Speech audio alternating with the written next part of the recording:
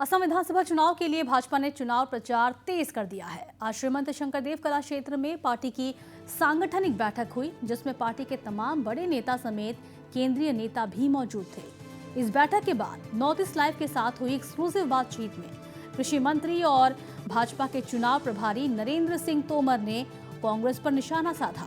कांग्रेस के घोषणा पत्र पर कटाक्ष करते हुए नरेंद्र सिंह तोमर ने कहा कि कांग्रेस गारंटी देने की स्थिति में नहीं है।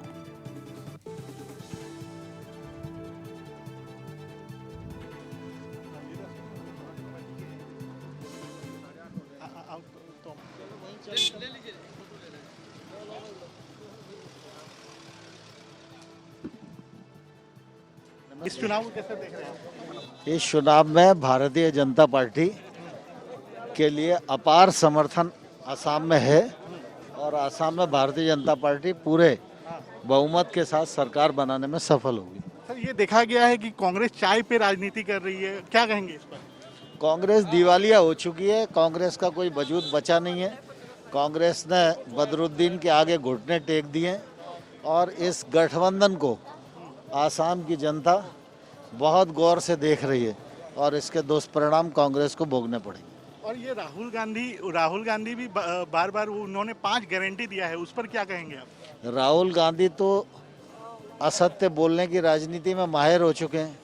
चाहे मध्य प्रदेश हो, राजस्थान हो, उत्तर प्रदेश हो, जहाँ भी चुनाव होता है सिर्फ झूठ बोलकर लोगों को गुमराह करते हैं। उनकी बात पर कांग्रेस ही भरोसा नहीं करती तो जनता भरोसा क्या करेगी?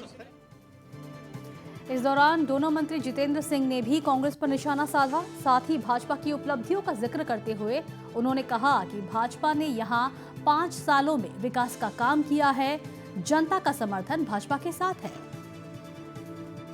सर, ये चुनाव को कैसे देख रहे हैं?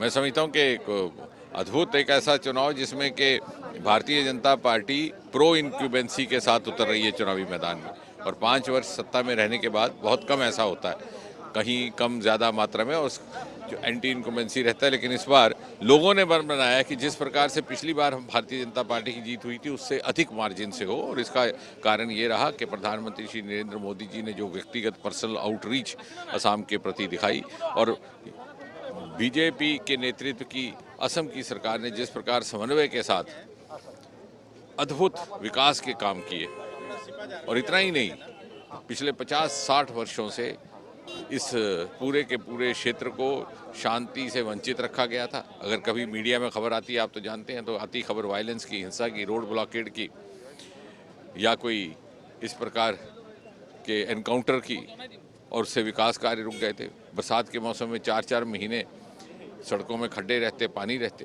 ये सारा बदलाव पिछले 5-6 वर्षों में आया है और लोगों ने मन बनाया है कि ये व्यवस्था कायम रहे। इधर राज्यसभा सांसद और भाजपा के दिग्गज नेता भुवनेश्वर कलिता ने भी कांग्रेस पर निशाना साधा। उन्होंने कांग्रेस के घोषणा पत्र को भाजपा का नकल बताया। कांग्रेस का जो मैनिफेस्टो अभी जारी हुई है, हमने देखा कि वो लगभग हमारे जो बीजेपी के जो हमारे मैनिफेस्टो है और मैनिफेस्टो से पहले जिन चीज़ों पर हम लोग गौर कर रहे हैं वही चीज़ वो लोग अपने मैनिफेस्टो में डाला है।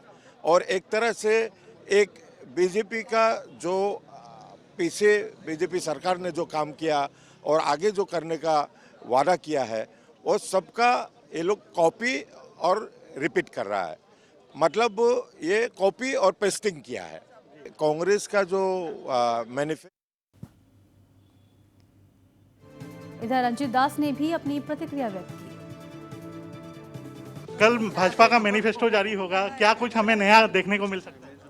न, बहुत कुछ नया मिलेगा, बहुत कुछ नया मिलेगा, लेकिन क्या मिलेगा ये आज हम बोल नहीं पाएगा, क्योंकि मेरा राष्ट्रीय अध्यक्ष जेपी नड्डा जी ने वो कल रिलीज़ करेगा, और रिलीज़ करने के बाद बहुत उधर में नया खबर मिलेगा। असम के लिए बहुत सौभाग्यवान खबर मिलेगा। कांग्रेस राहुल गांधी ऊपरी असम में सभा के दौरान उन्होंने कहा था कि उनकी सरकार बनते ही 6 घंटे के अंदर वो चाय मजदूरों को 365 रुपये मजदूरी देंगे, क्या कहें? वो तो बोलेगा, क्योंकि सरकार नहीं बनेगा इसलिए बोला है। सरकार बनना तो असंभव है, असंभव है, महा असंभव है सरकार बनना, इसीलिए वो तो सब कुछ बोल सकता है, लेकिन मेरा तो संभव है सरकार बनना। इसीलिए संभव है मैं जानबूझ करके बोलने पड़ेगा। कितना बागान का फैक्ट्री वाला का मालिक कितना दे सकेगा, मेरा डिपार्टमेंट कितना दे सकेगा, कितना असम गवर्नमेंट मदद कर सकता है, मेरा केंद्र सरकार कितना मदद कर सकता है, वो सब देख के बोलना पड़ता है। उन लोग का तो ना केंद्र में है ना राज्यों में है।